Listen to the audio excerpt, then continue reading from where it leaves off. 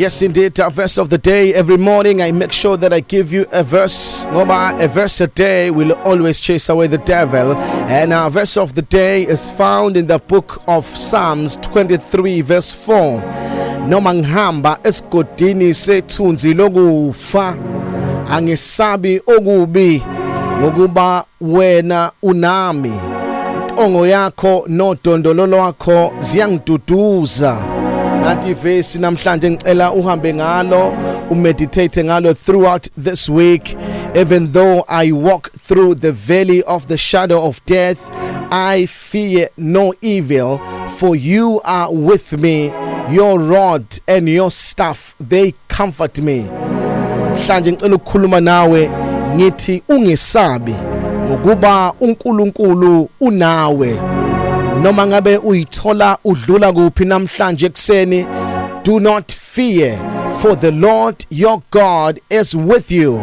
Wesinye isikhathi uma sidlula kuma circumstances athile, sifikela ukwesaba, size sitshele ukuthi ngeke siphume la sikhona, size sitshele nokuthi uNkulunkulu akekho. Njengoba sidlula ezintweni esidlula kuzona sesiyophelela khona.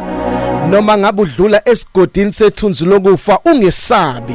Akukho kubo kuyakwehlela ngoba uNkulunkulu unawe. Isimo odlula kusona namhlanje ekseni, impi obhekene nayo namhlanje, izimo odlula kuzo namhlanje zingakwenza usabe. You are not going to die in the valley of the shadow of death. Noma singabukeka sisibi kangakanani, ubone sengathi ngeke usaphunyuka, ubone ngathi isimo siyisiphetho sakho. You are not going to die in the valley of the shadow of death. That situation is not your conclusion. Isimo sibonayo phambi kwakho asisisona isiphetho sakho. Uyadlula in the valley of the shadow of death, but you are not going to die. Funa namhlanje uphaphame uvuke ume ngeenyawo usho ama declarations uthi mina ngeke ngize ngife esigodini sethunzi lokufa, kodwa ngiyodlula ngiwelele ngaphesheya okwesikhashana nje, ngidlula lapha engidlula khona. Kunezinto odlula kuzona uthi mawuyicabanga kuvele kwehla inyembezi emehlweni akho, kodwa ngeke ufele kuzo.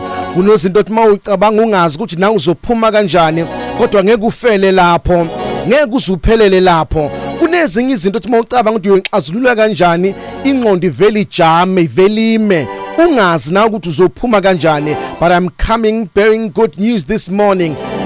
Ngeke uzufele in the valley of the shadow of death. Ngeke uphelele kuleso simo odlula kusona. Vuka namhlanje uzitshele uthi ngiyadlula nje la, kodwa ngipheleli la, angisiye nowala, angihlali kulesi simo esesikhashana bese ngiyadlula. Makufika isimo kumuntu, uNkulunkulu usuke efuna ukusebenzisa isimo ukuphakamisa umuntu. Ngakho leso simo esikufikele, uNkulunkulu uzosebenzisa sona ukuthi sikuphakamise. Ngakho ungavumeli ukuba siqede ngawe. You are just passing by through the valley of the shadow of death. Kodwa leso simo leso sifike lokuphakamisa. Ngoba uNkulunkulu ezopromote umuntu, uvumela izimo ezithile ukuthi ifike. Mayifike ifike lokuphusha to your destination. I am not going to die in the valley of the shadow of death. Ngiyadlula nje esigodini sethunzi lokufa.